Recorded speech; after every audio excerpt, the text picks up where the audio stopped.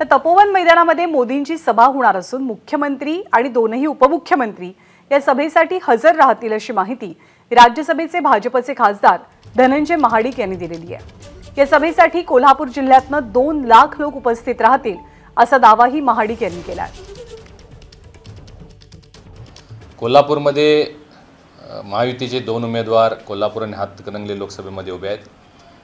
खासदार संजय मंडलिक आणि खासदार धैर्यशील माने यांच्या प्रचारार्थ 27 एप्रिल रोजी संध्याकाळी 5 वाजता प्रधानमंत्री मोदींची सभा कोल्हापूर येथील तपोवन ग्राउंड, तपोवन मैदान या ठिकाणी होणार आहे आणि या सभेला कमीत कमी 1.5 ते 2 लाख लोक उपस्थित राहतील अशा पद्धतीची तयारी आमच्या महायुतीच्या सर्व पक्षांच्याकडून सुरू आहे। एबीपी माझा, उघडा डोळे बघा नीट।